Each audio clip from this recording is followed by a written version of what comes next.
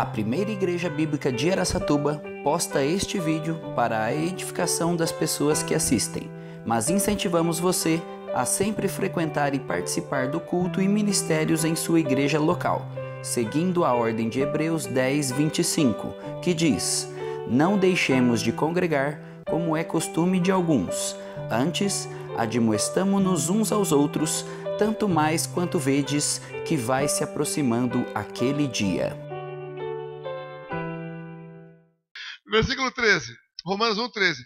Porque não quero, irmãos, que ignoreis que muitas vezes me propus ir ter convosco, no que tem sido até agora impedido, para conseguir igualmente entre vós algum fruto, como também entre os outros gentios. Pois eu sou devedor, tanto a gregos como a bárbaros, tanto a sábios como a ignorantes. Por isso, quanto está em mim, estou pronto para anunciar o evangelho também a vós outros em Roma. Pois não me envergonho do evangelho, porque é o poder de Deus para a salvação de todo aquele que crê, primeiro do judeu e também do grego, visto que a justiça de Deus se revela no evangelho, de fé em fé, como está escrito: o justo viverá por fé. Mais uma oração. Eis aqui a tua palavra, meu Pai. Eis-me aqui, usa-me como vaso nas tuas mãos para teu louvor e glória, para edificação, encorajamento, despertamento e o que mais quiseres fazer a cada um dos amados aqui presentes nessa noite. Em nome de Jesus. Amém. Podemos sentar. Eu coloquei como título da nossa meditação, nesse texto de Romanos: a sua consciência te incomoda? Aqui posso fazer o que posso dizer, se não me entregar. Muito bom, fechou com chave de ouro. Porque meu tema é: a sua consciência te incomoda? Há uma diferença gritante entre aquele que professa ser cristão, ter o nome de cristão, e aquele que é. Quando eu estava em Campo Grande, eu assisti uma reportagem, eu não sei se é Campo Grande, não sei se é Araçatuba, dizendo assim que o problema social brasileiro era insolúvel. Uns 30 anos atrás. Acho que eu estava aqui mesmo. Era insolúvel. A criminalidade no Brasil, de ponta a ponta. Do ladrão de galinha, do ladrão... Aqui era muito comum. Roubaram meu botijão 2 vezes. Roubaram bicicleta, roubaram sapato. Deve estar pior uma hora dessa, porque naquele tempo. E a polícia aqui tinha medo de bandido. E agora os bandidos, desde os menores até os maiores do Supremo Tribunal Federal. A criminalidade dominou todos os setores. O padrão de moralidade já era. Um jovem agora pode tranquilamente cantar o seu louvor e estar fornicando com a sua namorada. E de repente ele está na igreja, mas tem um caso com não sei quem. O padrão de moralidade hoje é imoral, queridos. Então a pessoa escolhe o que ela acha que é certo e acabou. Ela está bem com aquilo, está tudo bem. E muitas vezes, infelizmente, os cristãos têm vida dupla. Um para fora, outro para dentro. Vem para a igreja, tira a carapuça, põe a outra de santo e adentra aos nossos templos para não sei fazer o quê? Infelizmente. Há muito tempo atrás existia uma série de mensagens pregadas por um norte-americano que dizia o seguinte: que se os nossos pensamentos fossem projetados num telão, uma manhã de domingo, eles nos chutariam para fora da igreja. Se os meus pensamentos fossem projetados aqui, eu seria chutado para fora da igreja. Irmãos, nós não podemos nos conformar com a média, com a mediocridade. 2 textos que talvez os irmãos queiram abrir agora ou depois, eu vou ler uma sequência do outro, lá em João capítulo 14, verso 17, e depois João 16, verso 13, diz o seguinte: o Espírito de verdade que o mundo não pode receber, porque não o vê nem o conhece, mas vós o conheceis, porque habita convosco e estará em vós. Esse é João 14, 17. João 16, 13 diz: mas quando vier o Espírito de verdade, ele vos guiará em toda a verdade, Porque não falará de si mesmo, mas dirá tudo o que tiver ouvido e vos anunciará o que há de vir. O resumo, queridos, nessa introdução é o seguinte. E foi criado pelo André, irmão André, que foi bem nos princípios do Morada dos Nobres, que agora é PNL, um grupo, a melhor mocidade do mundo. Engraçado dizer isso. Naquele tempo era tanto problema, eu queria esganar boa parte deles. E, gente, eu brigava por causa de chiclete que o pessoal vinha mascar na igreja, eu queria arrancar da boca deles e jogar fora. E você vai... Passaram-se 29 anos. Parece que muita coisa não mudou. Alguns você viu que eles mudaram. Então o Espírito é o Espírito que convence, é o Espírito que santifica, é o Espírito que aviva. A pessoa avivada, ela é transformada. A boca fala outras coisas, a mente pensa outras coisas. O diálogo é outro, não aceita mais conversa de botequim, conversa ralé, bobagem. E muitos daqueles jovens, infelizmente, estão afastados, estão no mundo. E, gente, o maior choque que eu tive, anos depois que eu saí daqui, era anotar que 80% dos jovens do Morada não casaram certinho. Fornicaram e etc. E muitos nem casados estão mais. Irmãos, como está a sua consciência diante de Deus? Como está a sua consciência diante de Deus? Seguindo o apóstolo Paulo, os cristãos deveriam desenvolver 3 tipos de consciência, na minha opinião, que está nesse texto aqui. A primeira consciência é a consciência da frutificação. Verso 13. Porque não quero, irmãos, que ignoreis que muitas vezes me propus ir ter convosco, no que tenho sido até agora impedido, para conseguir igualmente entre vós algum fruto, como também entre os outros gentios. Consciência da frutificação. O apóstolo Paulo, ele nos leva a pensar que devemos focar nas pessoas como nosso propósito de vida. Devemos ter metas de crescimento espiritual. Devemos ter metas de alcance de pessoas que posso fazer, que posso dizer na nossa letra.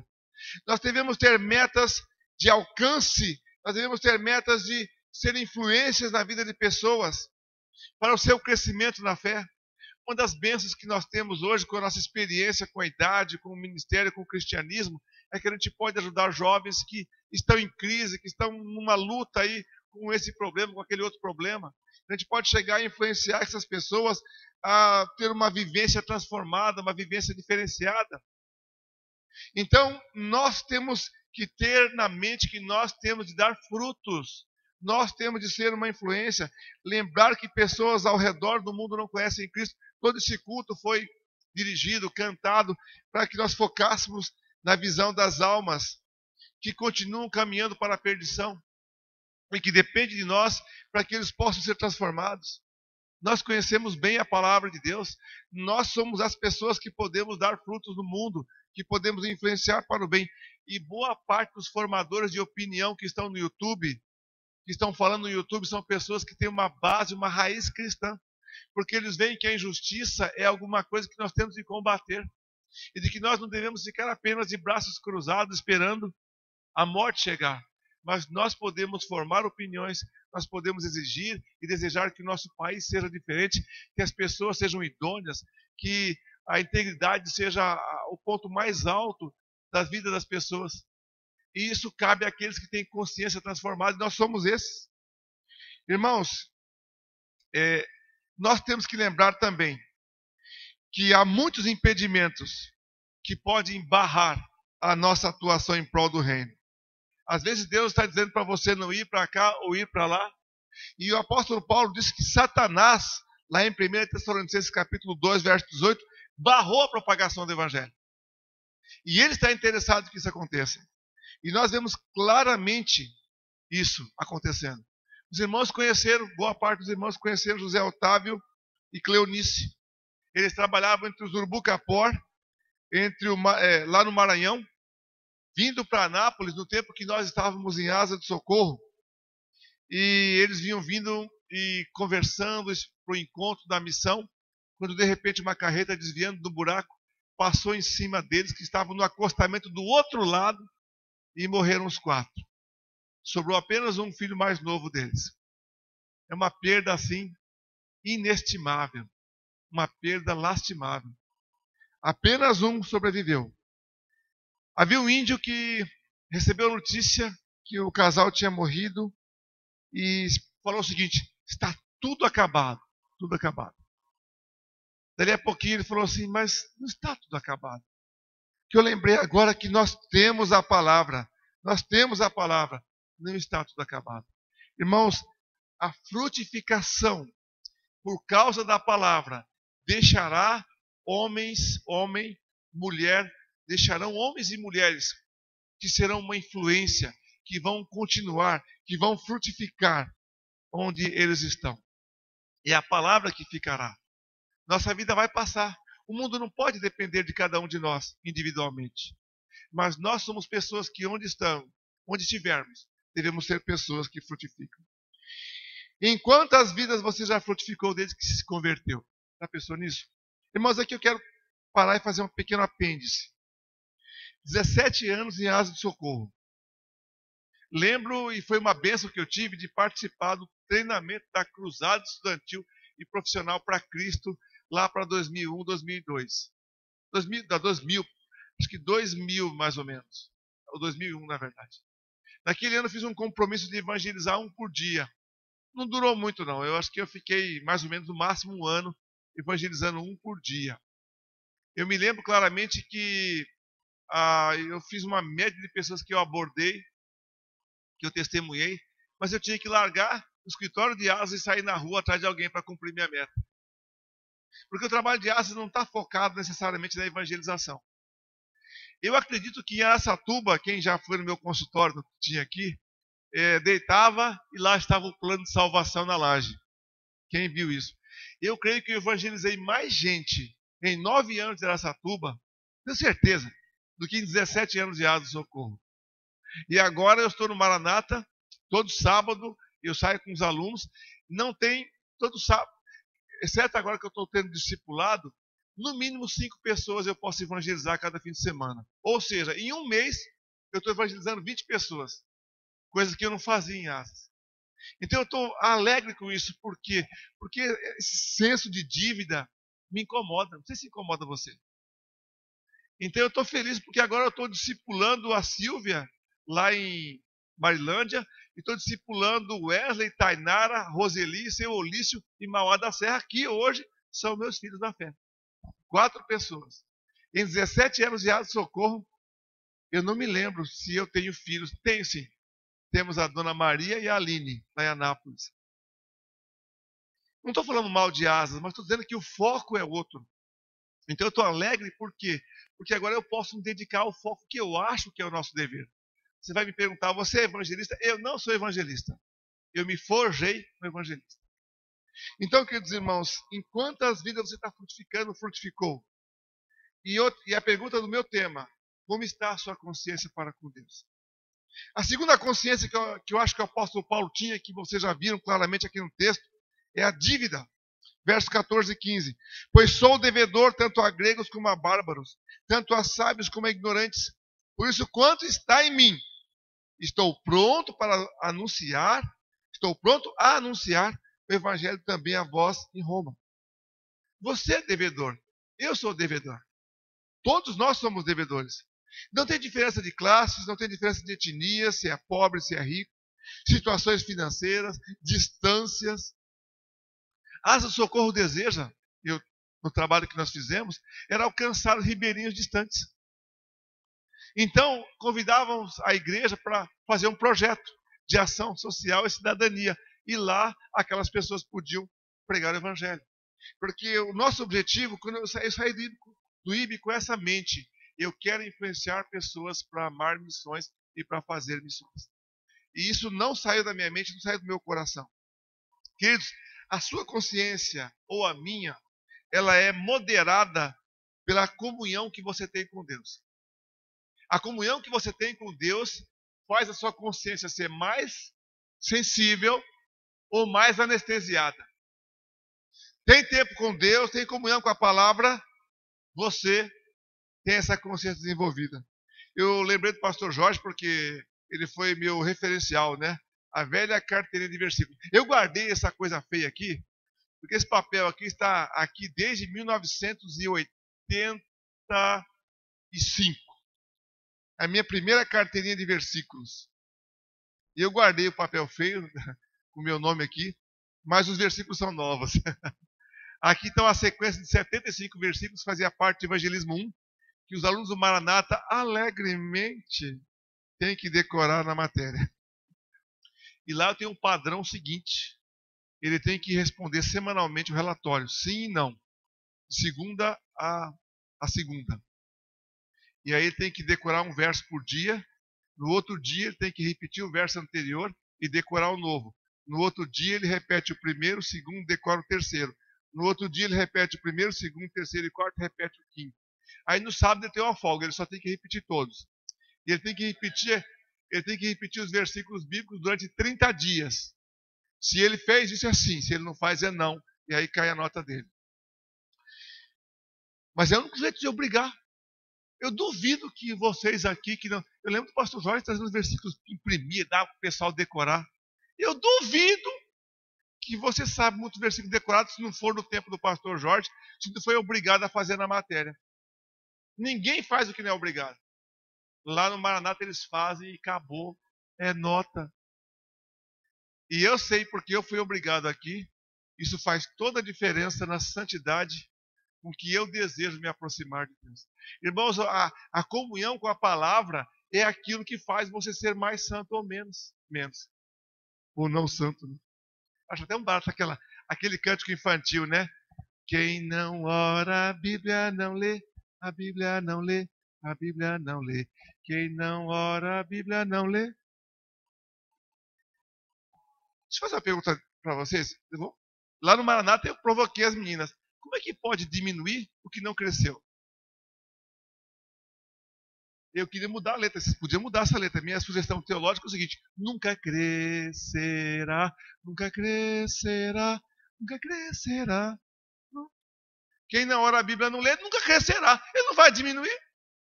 Daquele tamanho ele fica, daquele tamanho ele morre. Irmãos, a palavra de Deus é o agente. É o agente. Irmãos, eu li a Bíblia aqui em Araçatuba 4 vezes. Eu estou agora na 7ª vez. Um coreano, pentecostal, falou: você tem que ler a Bíblia. Toma tempo com a Bíblia. Eu voltei a ler a Bíblia. Estou na 7ª vez. Agora, isso aqui eu não leio. Amém. Não. Eu leio, gasto quase meia hora lendo 3 capítulos. 3 capítulos, eu decidi permanentemente, isso que eu falei aqui, né? Decidi permanentemente ler o Salmo e o Provérbios. Enquanto eu viver, eu acabo o Salmo, vou para Provérbio. Acabo o Provérbio, vou para o Salmo. E mais 3 capítulos da Bíblia. Só que para tudo isso, você já está pensando, precisa de tempo, né? Então, ou você dorme mais tarde, ou você acorda mais cedo. Irmãos, a comunhão, a consciência, ela é modelada pela sensibilidade por conta deste Evangelho Santo de Deus. Alguém que sabe que deve, ele vai se esforçar para que o mundo possa ouvir de Cristo.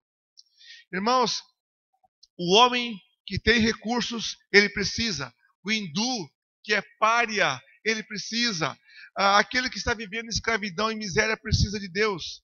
O empresário de sucesso, o que está voando nos seus jatinhos particulares, nos seus helicópteros, o ribeirinho, o indígena da Amazônia Legal precisa de Cristo.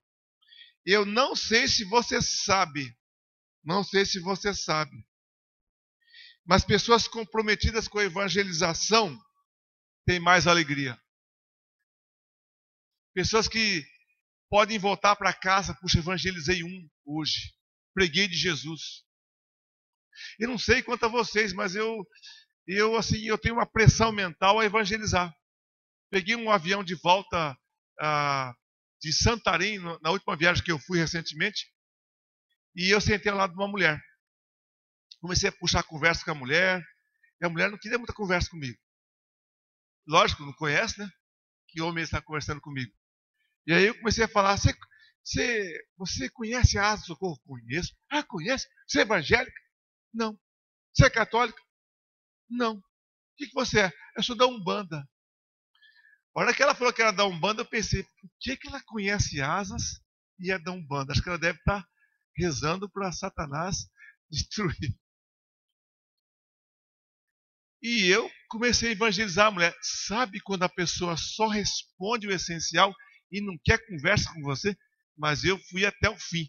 Aquela evangelização que você não sabe o que falar, você está intimidado com a mulher está ali resistindo a você. Mas eu preguei. Fiz a minha parte. Irmão, não sei se você é assim. Mas se você está sendo assim, incomodado, não resista. Eu amo a irmã Helena. A irmã Helena, para mim, é um exemplo. Ela não perde tempo. Ela é cara de pau. Desculpa a expressão aqui. Não é cara, Helena, não é cara de pau no mau sentido. Né?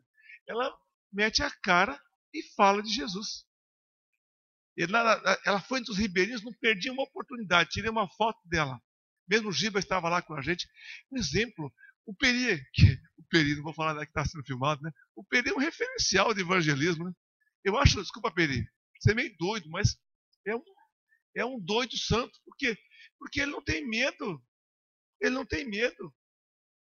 Nós precisamos. O Gervaldo. Quem conhece o Gervaldo? Não sei quem não conhece. Mas pessoas que são ousadas, pessoas que são. Elas não querem saber. A Sueli. A Sueli não quer saber se o cara é muçulmano. Ela me contou evangelizando muçulmano. Mas lasca a brasa. Fala o que tem e o que não tem. Eu não sou igual a eles. Eu sou mais no chinelinho e tal. Mas eu falo. E eu botei estou montando um consultório lá no Maranata, talvez eu vou colocar na laje os versículos de novo, mas talvez é melhor botar um computador com painel que roda texto, né? Mude não dormia enquanto ele não evangelizava. Pregava para a multidão, mas tinha que evangelizar um. Eu conheci um homem no Nordeste que ele já estava no 7º ano dele e o 7º ano era evangelizar 7 por dia. Ele botava um somzão na caminhonete, saía com um somzão. Uma coisa assim que alguém pode falar, mas ele é doido, mas estava pregando. A consciência da dívida, meus queridos irmãos. Charles Spurgeon disse, dá-me almas ou morro. Então, quando você se importa, Deus também abre portas. Uma coisa interessante, muitos dos alunos do Maranata às vezes não têm fruto nenhum. Mas também você não vê eles se esforçando para evangelizar. Como eu quero, eu já tenho 4 em Mauá e tenho 2 discípulos em Marilândia. Não sei quem vai ficar, mas que eu estou fazendo minha parte, eu quero. Então, quando você quer, Deus abre portas. Quando você não quer, parece que nenhuma porta abre. É difícil. Interessante, uma coisa que nós fazemos um trabalho que é o tempo do IB, bater de porta em porta. É terrível bater de porta em porta. Só que nós usamos aquilo que o senhor já conhece, pastora, a tal pesquisa religiosa. Pesquisa religiosa é perfeita, porque começa a conversar sobre. Daqui a pouquinho você entra e começa a evangelizar. E aí vai.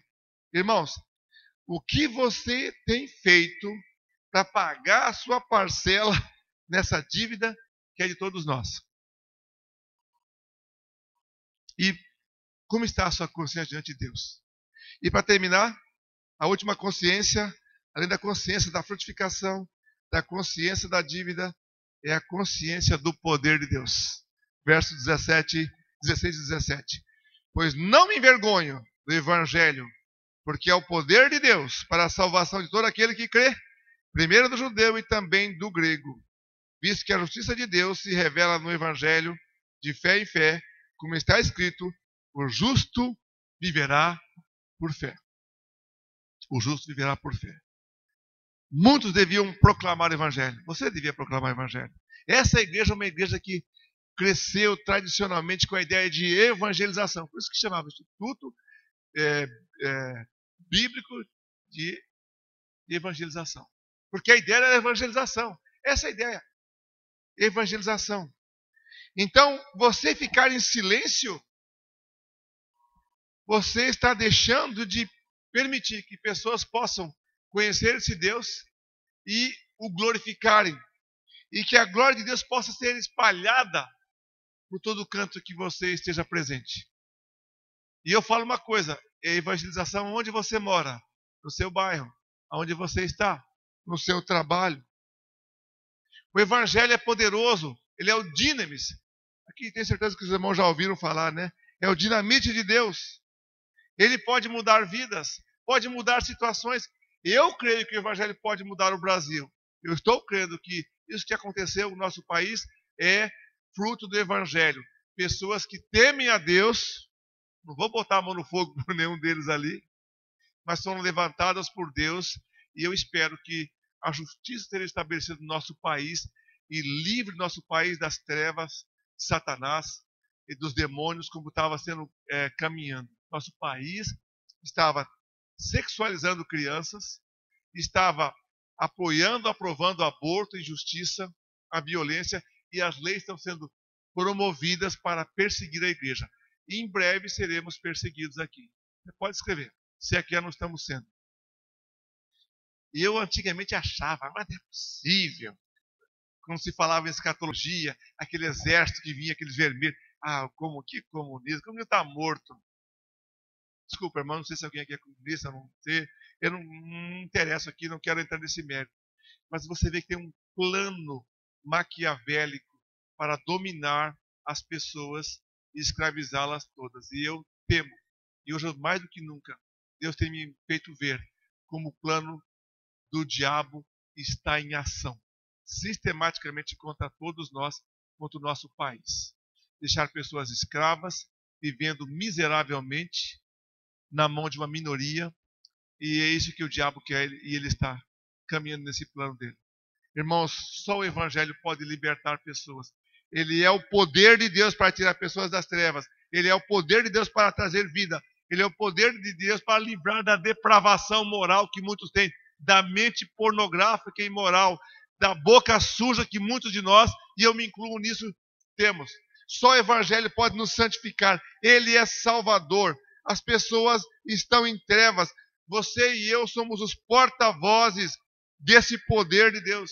Nós não podemos perder oportunidades de procurar o bem das pessoas. O Evangelho vai fazer isso. Vai trazer o bem, vai trazer prosperidade, vai trazer paz e alegria para essas pessoas. Não pregar o Evangelho, ficar em silêncio, significa negar a oportunidade de salvação, roubando a oportunidade dessas pessoas de ouvir a verdade, de conhecerem Deus, de glorificarem a Deus, de que a glória de Deus possa ser expandida entre as nações e o seu nome ser honrado. O Evangelho é o poder de Deus. O apóstolo Paulo falou, não tem vergonha. Mas hoje em dia é muito possível que a gente vai ter vergonha. Por vários motivos do Evangelho. Porque às vezes não pega bem, porque estão falando mal dos pastores, das igrejas, e muitas vezes ficamos envergonhados do Evangelho. Nós não podemos ter vergonha, temos de proclamar com ousadia e de viver na essência desse Evangelho, porque ele é real e funciona, ele transforma vidas. Irmãos, o Evangelho veio primeiro para Israel, não é isso? Mas chegou até nós. A bênção de Abraão, de acordo com Gálatas 3:14, nos alcançou. E nós hoje temos a promessa do Espírito. Eu ouvi outro dia que tem uma certa linha de judeus que creem na reencarnação. Fiquei chocado com isso.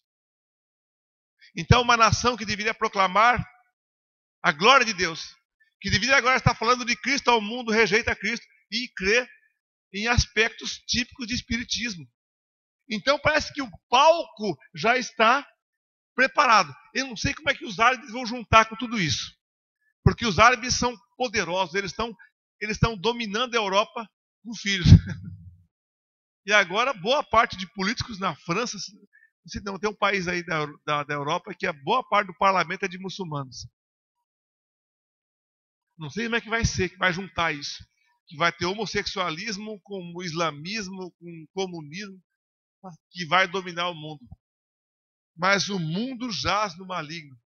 Nós precisamos lembrar que nós somos poderosos em Deus por conta deste Evangelho. A palavra que transforma, que aviva. E para terminar, irmãos, o verso 17 é um verso tão especial para mim. O Evangelho de Deus, no verso 17 de Romanos 1, revela a justiça de Deus.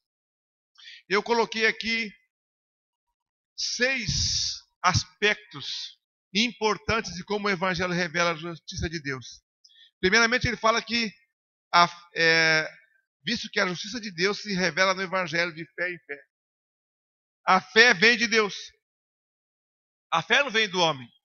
Interessante, o meu carro deu um problema lá em Martinópolis. E o cara do guincho veio me trazer. Na hora, já falei, vou evangelizar esse homem aqui. Comecei a conversar com ele e eu contei toda a história de João 3, a história de Nicodemos, a história de Moisés levantando a serpente no deserto. Outra coisa importante que eu desenvolvi através dos irmãos é sempre ter um folheto no bolso. Um folheto no bolso, ele é o começo de uma conversa. Eu comecei a falar do evangelho com um motorista, ele é católico, mas não conhece nada, não conhece Nicodemos, não conhece João, não conhece a serpente que Moisés pregou. Então, irmãos, o evangelho, ele traz a fé. Esse homem dizia o seguinte, olha, eu preciso merecer, fazer para merecer. Eu falei, não, você não vai conseguir merecer. É o evangelho que traz fé para você. E eu falei claramente, você precisa de fé. E a fé vem de Deus. Interessante que a justiça de Deus, ela é misericordiosa. Essa justiça de Deus, o que ela faz? Ela nos leva, nos aproxima dele. E nós experimentamos a bondade amável de Deus. E o Evangelho faz isso. Ele nos aproxima dele, mostra a sua bondade, a sua justiça é misericordiosa e ela vem para me transformar, me salvar. Interessante que, em terceiro lugar, o Evangelho, ele mostra o seguinte, mostra a minha ou condenação ou a salvação. Por quê? Se crê, é salvo. Se rejeita, está perdido. Então o Evangelho mostra a condenação e salvação. A sua justiça verdadeira me julga. E porque ele é bondoso, porque ele é amável, o que ele faz? Ele perdoa, ele expia os meus pecados. Ele tira os meus pecados. Ele limpa os meus pecados, as minhas iniquidades. As iniquidades que me levariam para o inferno. Isso é o Evangelho que faz isso. Em quarto lugar, ele fala que a justiça de Deus se revela no Evangelho de fé em fé. Irmãos, esse assunto aqui é muito vasto para falar sobre fé. Eu fiz um exame na Bíblia e achei várias expressões para a fé. E a ideia que está em Romano, para mim, é uma ideia de crescimento, é fé em fé, é passo a passo. É alguma coisa que também depende de você na comunhão com Deus. Porque a fé é uma, sim, é única. Mas de fé em fé, de passo a passo, você vai aumentando o conhecimento de Deus. E aí, a justiça de Deus operando em você, você vai se transformando, você vai se firmando e você vai se fortalecendo na sua vida. Isso é o Evangelho. Em último lugar, penúltimo lugar, na verdade, o Evangelho nos santifica. Ele torna você mais próximo, mais parecido com Deus Santo. E, em último lugar, agora sim, a única opção de vida que o crente pode viver é o quê? Pela fé. Visto que a justiça de Deus se revela no Evangelho, de fé em fé, como está escrito, aí ele cita Abacuque, capítulo 2, verso 4, o justo viverá por fé. É a única maneira de viver é pela fé. Resumindo, o Evangelho de Deus é o seu poder. É a consciência do poder de Deus. E esse Evangelho deveria transformar a sua vida. Se está trabalhando, dando aula, é pela fé. Se está cobrando no ônibus, é pela fé. Se está fazendo faxina em alguma casa, você é faxineiro, faxineira, é pela fé. Está serrando uma madeira, está vendendo uma peça, está arrumando um dente, está consertando um carro, é pela fé. Onde estivermos, somos embaixadores de Deus. Segundo 2 Coríntios 5, fala que nós somos a justiça de Deus que o mundo vê, que o mundo percebe. Então, queridos irmãos, a nossa única opção de vida é viver à luz do Evangelho. Como está a sua consciência diante de Deus? Como está? Concluindo, como vai a sua consciência?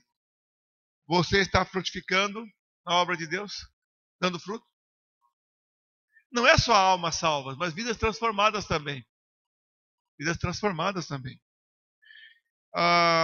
Lembra que você tem uma dívida. Enquanto você viver, você não consegue pagar. A dívida de levarmos pessoas a conhecer Cristo. Nós temos que ter essa consciência. Somos devedores. Em último lugar, desafio você a confiar no poder do Evangelho e a manifestar, cada dia que você acorda, a graça maravilhosa, a bondade maravilhosa de Deus às pessoas que estão ao seu redor. William Carey, ele queria evangelizar os pagãos do mundo britânico, ele era inglês. Esse homem fez um trabalho incrível. Aliás, duas pessoas que eu admiro demais, William Carey e a missionária Sophia Miller. Sophia Miller, uma mulher que não se casou para gastar a sua vida em prol dos índios da Venezuela, da Colômbia e do Brasil também. Impressionante o que aquela mulher fez. O que William Carey fez é impressionante também. Ele queria evangelizar os que eu chamo de pagãos aqui, e alguém falou para ele uma frase que ela é mais lembrada pela estupidez do que pela verdade da frase dele. Ele falou assim para William Carey: jovem, sente-se. Se Deus quiser salvar os pagãos, Ele o fará sem a minha e sem a sua ajuda. Sente-se. Mas ele não aceitou. Ele disse uma frase que é conhecida por todos: eu estou pronto para descer ao fundo do poço, se alguém estiver disposto, o que mesmo? Já vi muito aqui na igreja o pastor Jorge falando, a segurar as cordas. Chegou à Índia no ano de 1794. Sabe quanto tempo ele permaneceu na Índia? 40 anos. Sabe o que ele fez na Índia? Ele era um gênio, uma sumidade, intelectualmente falando. William Carey, ele ensinou, ele traduziu a Bíblia, ele evangelizou, ele aprendeu o sânscrito, ele aprendeu o bengali, ele aprendeu o marathi. Durante 30 anos ele ensinou o povo que era analfabeto, não tinha nada escrito, e ele passou para o papel a língua deles. O sânscrito, o bengali e o marathi. 30 anos. Preparou gramáticas, preparou dicionários, ele fez a coisa mais importante. Sabe o que ele fez? Ele preparou outros, os hindus, para ficarem no lugar dele e prosseguirem com a obra. Uma das coisas que me impressionam na missão dos Terenas é isso. Eles alcançaram, acho que foram ingleses, não sei se foi inglês, né? Que alcançaram os Terenas. Eles prepararam aqueles índios e eles formaram líderes. Hoje, como é que chama o líder que é famoso no Brasil? É o Henrique Terena, uma influência no meio indígena. Porque alguém investiu nele, treinou e deixou ele seguir sozinho. Não dá para tutelar, para paparicar a vida inteira aquelas pessoas que nós alcançamos. Elas têm que seguir, elas têm que dar fruto, elas têm que alcançar vidas. Como está a sua consciência diante de Deus? Irmãos, eu me incomodo. Isso me incomoda demais. E eu estou muito feliz, porque na minha limitação, eu estou lá, treinando alunos, mas também eu quero evangelizar onde eu estou. Eu não vou para a África, não vou para a China, não vou para o Oriente Médio, mas eu quero fazer minha parte ali. Pai Santo, tua obra está aqui. Essa igreja ama missões, essa igreja respira missões, essa igreja é para mim um referencial desse amor que eu deveria ter pelas almas perdidas. Tu sabes da minha fraqueza, tu sabes talvez da minha carnalidade, tu sabes, Senhor, que talvez esse amor pelas almas não é o centro da minha vida, mas eu me disponho nas tuas mãos e eu creio que os irmãos estão orando comigo, se dispondo nas tuas mãos para serem a manifestação da tua justiça, cumprindo com os ministérios, com aquilo que nós somos chamados para fazer para o teu louvor e glória. Abençoa cada irmão, prospera a obra de cada um deles, a vida deles e também o alcance através daquilo que eles fazem aqui em Araçatuba e onde cada um dos missionários que eles têm enviado o façam também. Nós te agradecemos, te louvamos, eu te louvo especialmente pela tua palavra. Em nome de Jesus, amém.